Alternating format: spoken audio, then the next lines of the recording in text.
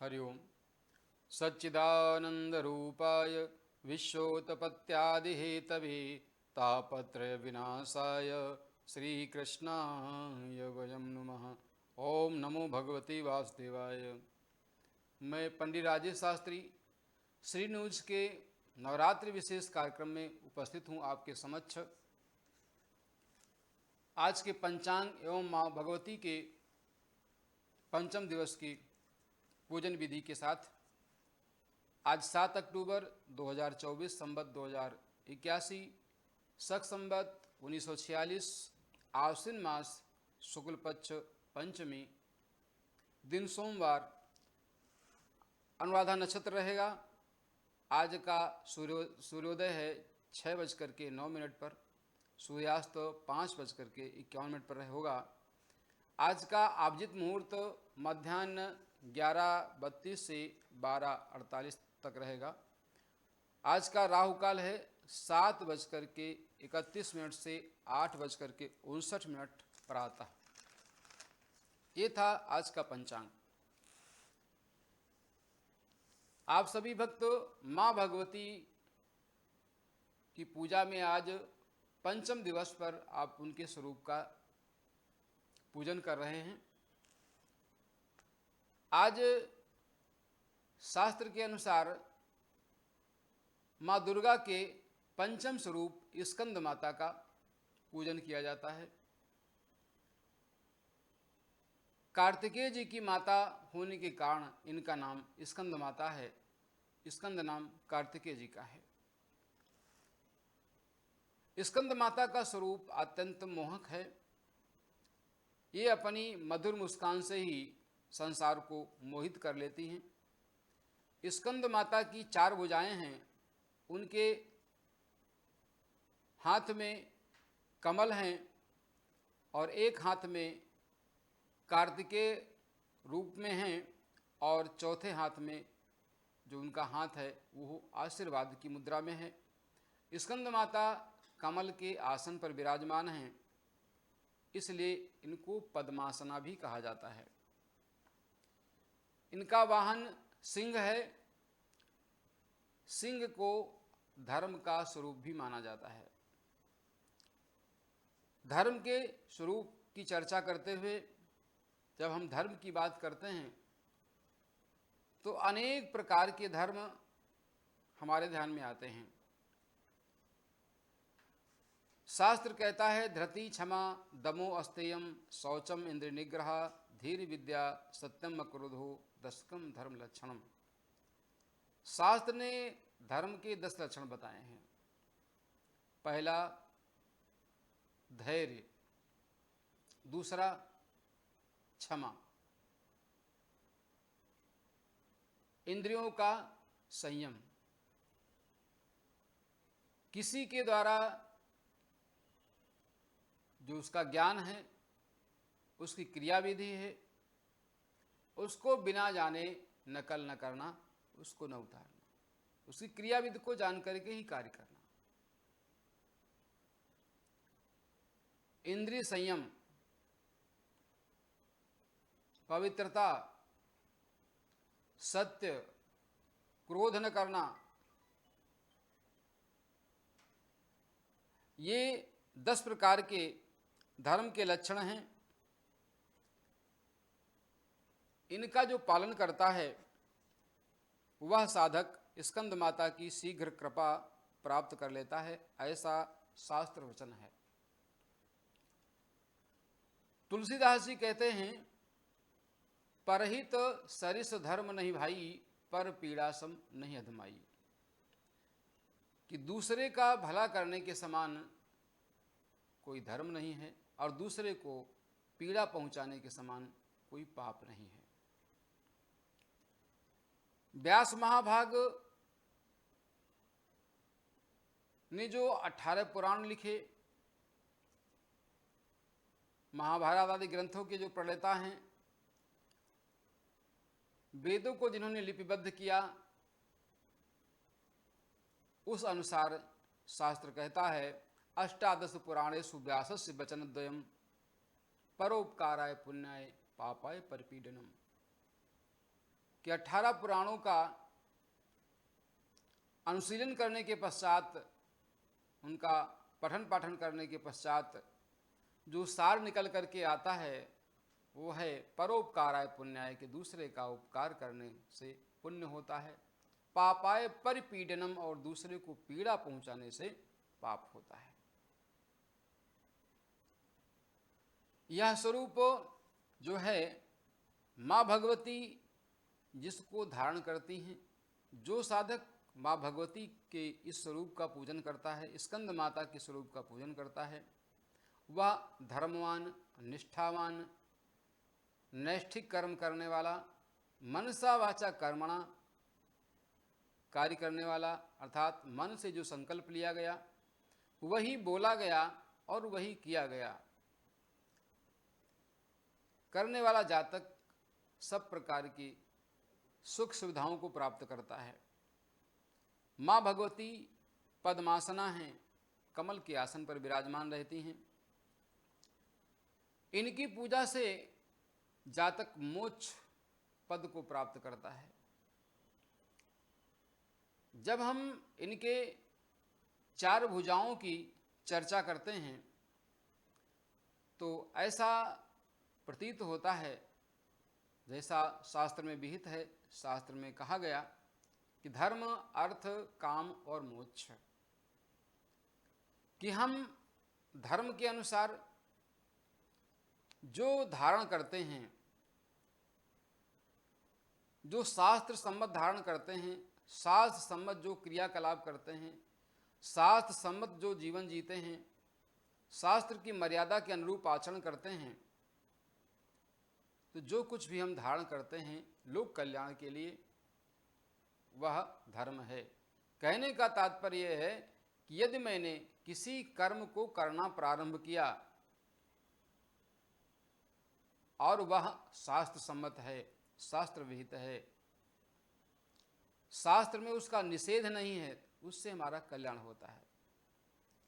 तो धर्म के अनुसार अर्थ का अर्जन करना, अर्थ माने अपने भोग के संपूर्ण साधनों को प्राप्त करना, धन का कमाना, वाहन आदि को प्राप्त करना और उससे अपनी कामनाओं की पूर्ति करना।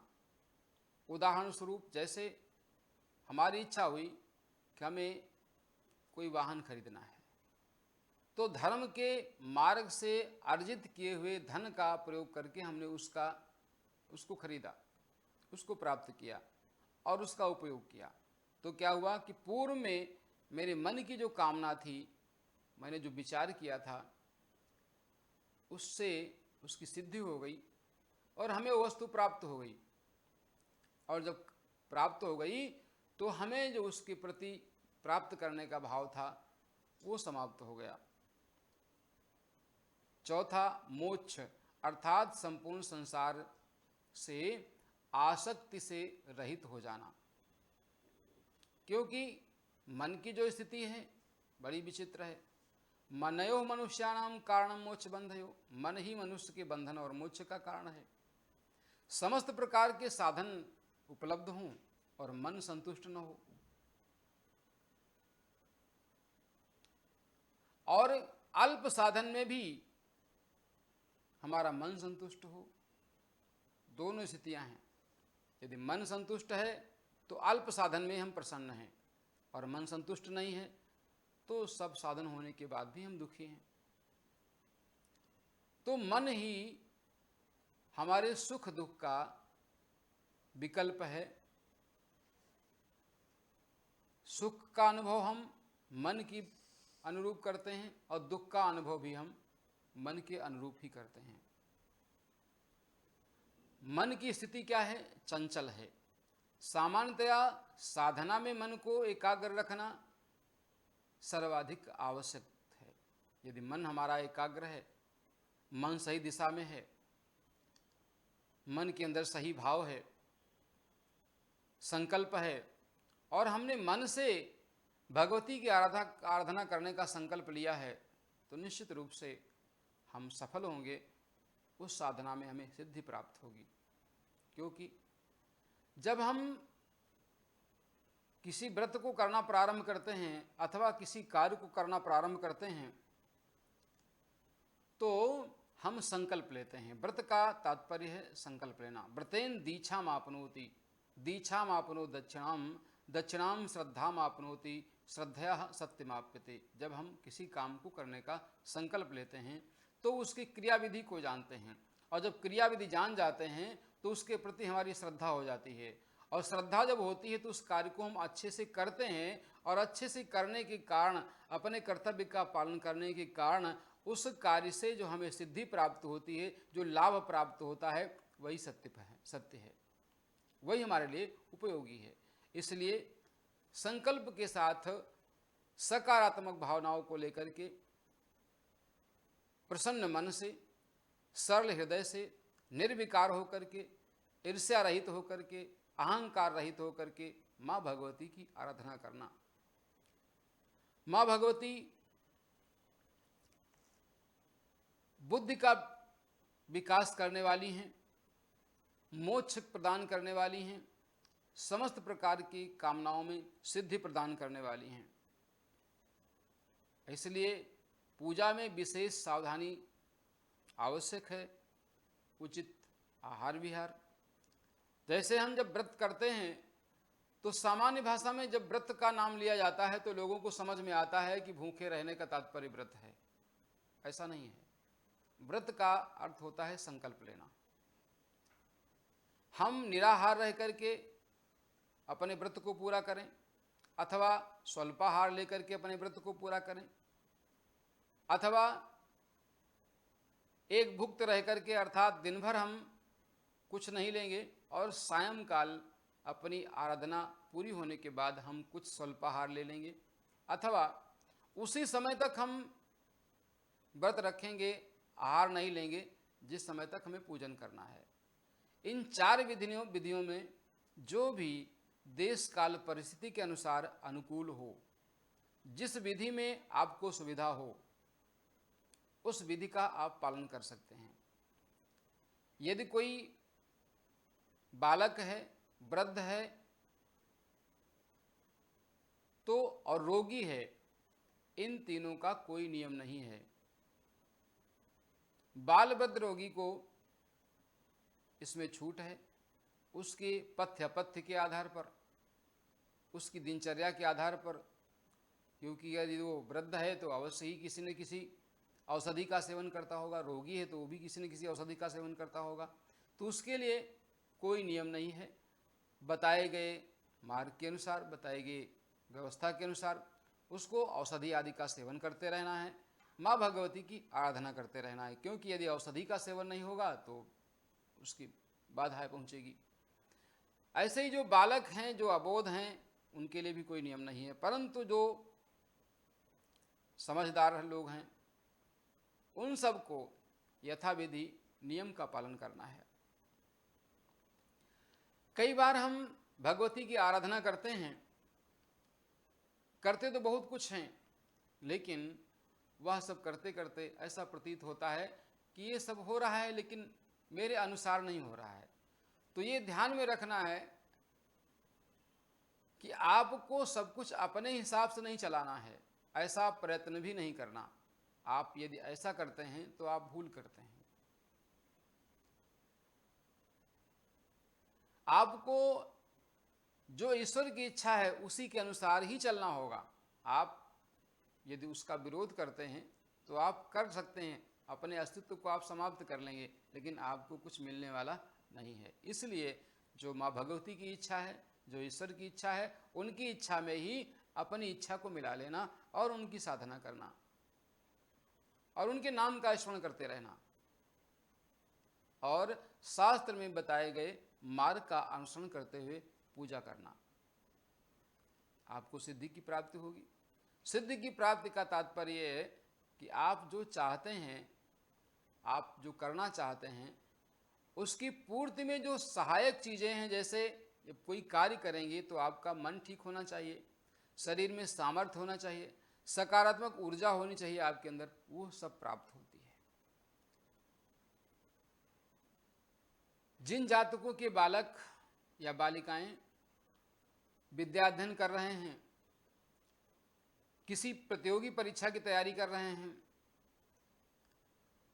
कंपटीशन में बैठने की योजना बना रहे हैं, ऐसे जातक यदि उनकी स्मृति ठीक नहीं है और वो पढ़ा हुआ बार बार भूल जाते हैं, प्रातःकाल पढ़ते हैं, सायं उनको याद नहीं रहता, ऐसे जातक सावधानी पूर्वक अपने घर में माता भगवती का एक विग्रह अथवा चित्रपट स्थापित करके विधिवत गौरी गणेश जी का पूजन करके कलश पूजन, नवग्रह पूजन आदि करें और नवरात्रि के प्रथम दिन में ही एक मंत्र का चयन कर लें। या देवी सर्वभूतेषु बुद्धि रूपेण संस्थितः नमस्तस्यै नमस्तस्यै नमस्तस्यै नमो नमः। इस मंत्र का अनुष्ठान करें। अनुष्ठान के समय माता भगवती जो कि उनको पीला रंग प्रिय है, पीली वस्तुएं प्रिय हैं, इसलिए उनको पीले वस्त्र समर्पित करें, श्रृंगार सामग्री समर्पित करें, वस्त्र आदि समर्पित करें।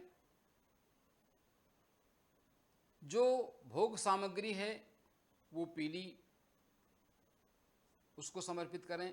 और विशेष ये ध्यान रखें कि माँ भगवती के इन आराधना के 9 दिनों में माँ भगवती की जो भोग सामग्री है, मिष्ठान्न है, हलवा है, पूड़ी है, जो भी हम अपनी श्रद्धा से उनको समर्पित करते हैं, वह मेरे अपने द्वारा ही बनाई जानी चाहिए, अपने घर में बनाई जानी चाहिए। ऐसा नहीं है कि हमने ऑर्डर दे दिया, मार्केट से सामग्री आ गई, मैंने उनको भोग लगा दिया। यदि ऐसा करते हैं तो आपकी साधना में विघ्न होगा। जिस मंत्र की आप साधना कर रहे हैं तो उस मंत्र की सिद्धि में, उस मंत्र के जप में, उसके पाठ के समय आपके शरीर में जो बाहर का आहार जाएगा तो उसमें वह तत्व नहीं होगा जो आपको सकारात्मकता प्रदान कर सके, क्योंकि दूसरे के हाथ का बनाया हुआ होगा। इसलिए ये जो साधना है, साधना में ट्रांसफॉर्मेशन ऑफ एनर्जी, ऊर्जा का स्थानांतरण विशेष रूप से महत्व रखता है कि जो हम ऊर्जा प्राप्त कर रहे हैं साधना से, वो हमारी ऊर्जा व्यर्थ न जाए, उसका सही उपयोग हो। यदि इसका ध्यान रखेंगे तो निश्चित रूप से हमें उस साधना में सिद्धि की प्राप्ति होगी। यथाविधि पूजन करके ऋतु के अनुकूल हवन सामग्री का प्रयोग करें। जब हम 9वें दिन हवन करते हैं तो यदि संभव हो, आपको ज्ञान है तो आप अपने अनुसार ऋतु अनुकूल हवन सामग्री का चयन कर लें। आपको यदि ज्ञान नहीं है तो किसी आचार्य के द्वारा ये ज्ञान प्राप्त कर लें कि हमको हवन करना है, ये शारदीय नवरात्रि है, कौन सी सामग्री इसमें कितने अनुपात में डालनी है, वो क्या क्या डालना है, उन सबको मिला करके हम साकल्य तैयार करें। जो हमारी कामना है उस कामना के अनुसार संकल्प लेकर के हवन पूरा करें। आपको अवश्य ही लाभ की प्राप्ति होगी। माँ भगवती आपके ऊपर कृपा करेंगी। माँ भगवती स्कंद माता बुद्धि प्रदाता हैं। यहाँ तक कि यदि उनकी कृपा हो जाए तो मंद बुद्धि बालक भी तीव्र बुद्धि का हो सकता है। जब किसी स्थिति में आपका मन सही ढंग से कहीं लग न रहा हो तो आप उनकी आराधना कर सकते हैं। जो जातक सुख समृद्धि लक्ष्मी की प्राप्ति के लिए कामना करते हैं, वे जातक नवरात्रि के प्रथम दिन में अथवा नवरात्र नहीं है तब भी किसी भी माह के शुक्ल पक्ष में अथवा वर्ष में 4 नवरात्र आते हैं, इनमें से किसी भी नवरात्रि के शुक्ल पक्ष की प्रथमा तिथि से 9वीं तिथि तक जो लक्ष्मी जी की कृपा चाहते हैं और चाहते हैं भगवती की कृपा हमारे ऊपर हो और हमें सब प्रकार के सुख साधन की प्राप्ति हो, तो वे जातक विधि विधान से गौरी गणेश नवग्रह कलश आदि का पूजन करके या देवी सर्वभूतेषु लक्ष्मी रूपेण संस्थितः नमस्तस्यै नमस्तस्यै नमस्तस्यै नमो नमः मंत्र का नित्य जप करें उनका कल्याण होगा और उनकी मनोकामना अवश्य ही पूरी होगी। भगवती आपकी इच्छाओं को पूरी करेंगी। आज के दिन मैं पंडित राजेश शास्त्री सी न्यूज़ के नवरात्रि विशेष कार्यक्रम में आपके समक्ष उपस्थित था। माँ भगवती के पंचम दिवस की पूजा की चर्चा के साथ, उनके स्वरूप की चर्चा के साथ। जय श्री राधे, जय श्री श्याम।